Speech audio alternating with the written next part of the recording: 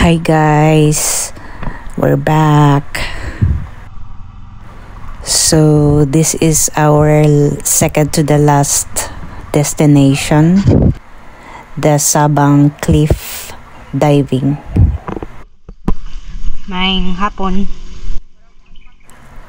So walang entrance fee dito guys, for free lang.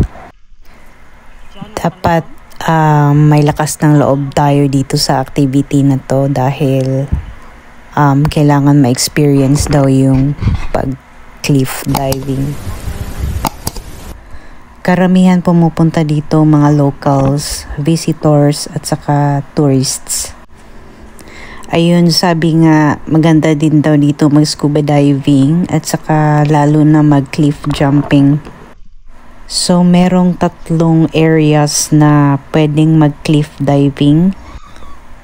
So, yung first level is at a height of around 14 feet above sea level. Then the second, 21 feet. And the third, around 40 feet. Ayun, sabi daw nila, So, bababa ka pa dun, di ba po?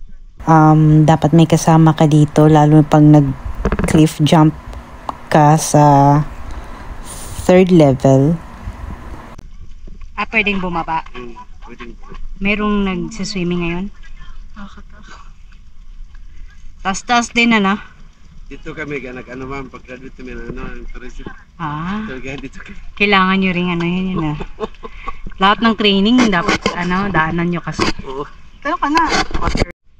Para merong kang kasama at the same time merong kukuha ng picture or video para sa iyo. Magaling na yun. Ready? Let's go. Resting. Ayun yung batang yun, taga dito yan, kaya sanay na sanay silang tumalon.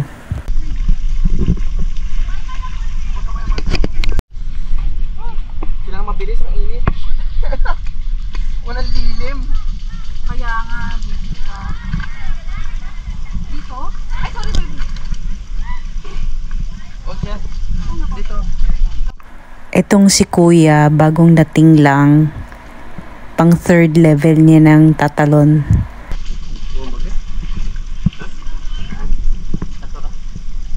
Sige nga, talon ka.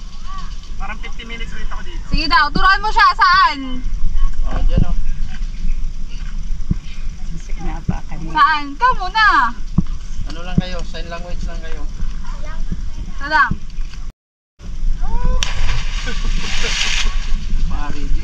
Kaya nga, ikaw.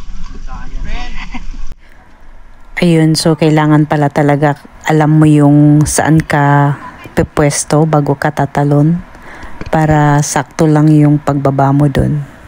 Kami naman, wala kaming planong magtatalon dyan dahil medyo takot nga ako kami. So, nood-nood lang. Again, papaliparin na naman namin yung drone para ipakita sa inyo ang ganda ng area at saka ang sulit guys dahil libre lang to at walang entrance fee. Itong mga batang to parang laro lang sa kanila, so tuwang-tuwa naman ako. Ayan, binibigyan ko sila ng tip pagkatapos. Ayan, ganun sila ka-relax guys. At itong isang batang to naglalato-lato pa. Ayan, diba? Hindi ko nga alam kung bakit takot ako magtatalon dyan na marunong naman akong lumangoy. Hindi ko lang talaga alam. Panoorin nyo na lang guys sila habang magpapalipad kami ng drone.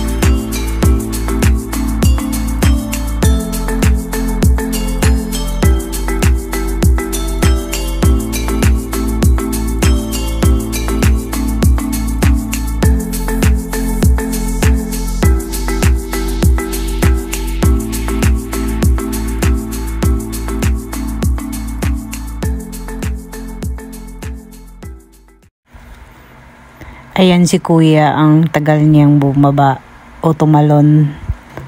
Nagbubuelo pa siya guys, tinitingnan niya pa talaga. So, nakaalis na lang kami.